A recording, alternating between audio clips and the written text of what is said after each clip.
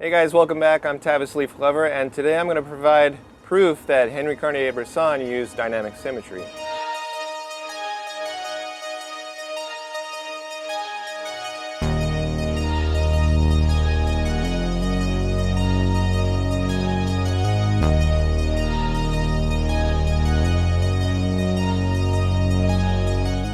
So a lot of the comments from my last videos, they basically say that if you put enough lines on anything, something's bound to line up, which is kind of true, makes sense, right? So if you take the basic armature of the 1.5 grid, which is the same size as most full-frame cameras, then you'll get 4 reciprocal diagonals and 2 major diagonals, and then we can throw in the verticals and horizontals as well. So these are the only lines on there. And when we line those up to Henri Cartier-Bresson's photos, we'll start to see how he's paralleling these exact diagonals that are in the grid.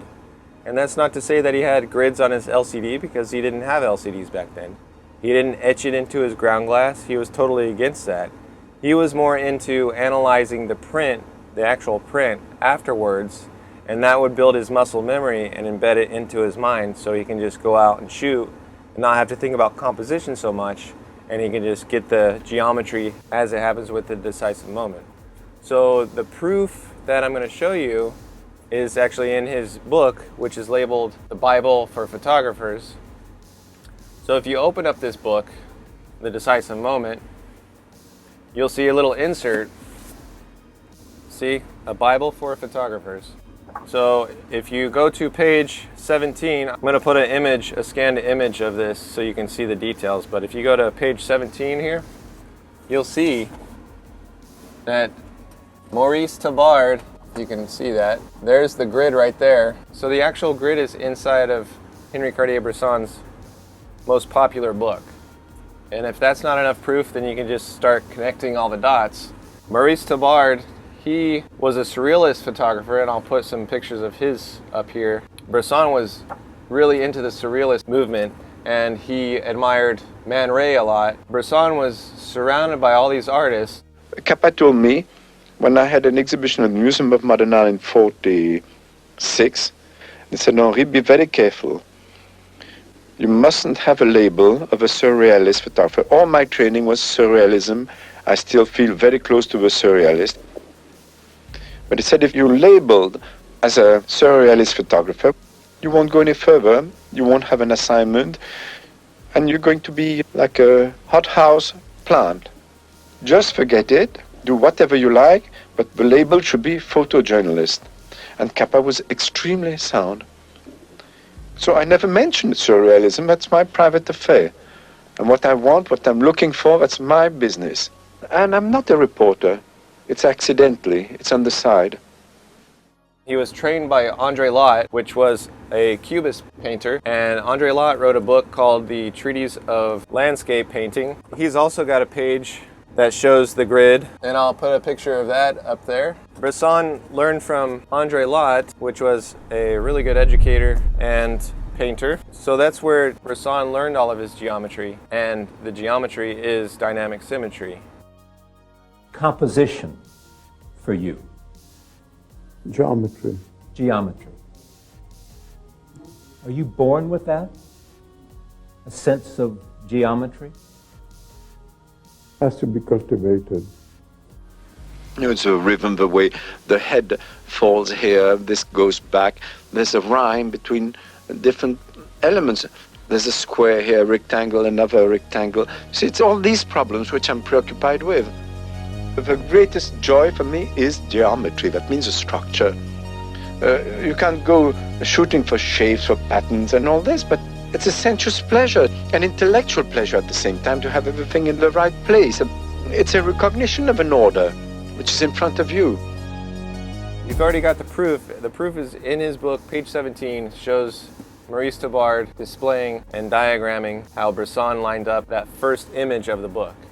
They wanted a technical side of this book, and that's why Maurice Tabbard created that, to provide the technical aspects of Cartier-Bresson's photography. But that wasn't what the publisher was looking for. They were looking for more like a developing type of thing, which is outdated by now, but that's what they were looking for.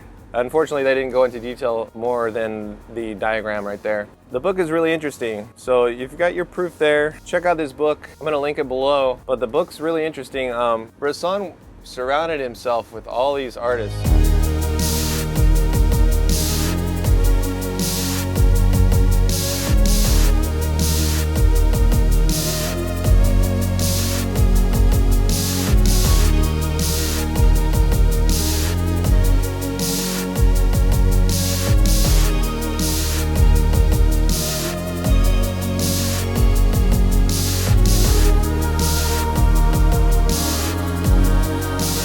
Matisse is the artist, the master painter that created this book cover for him.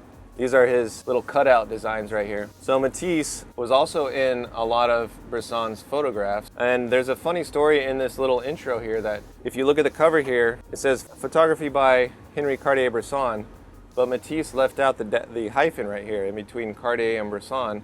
And in the book, they explain that Bresson had kind of dual temperaments. I'm an anarchist. An anarchist? Yes, In what way? non-violent. But an anarchist in what way?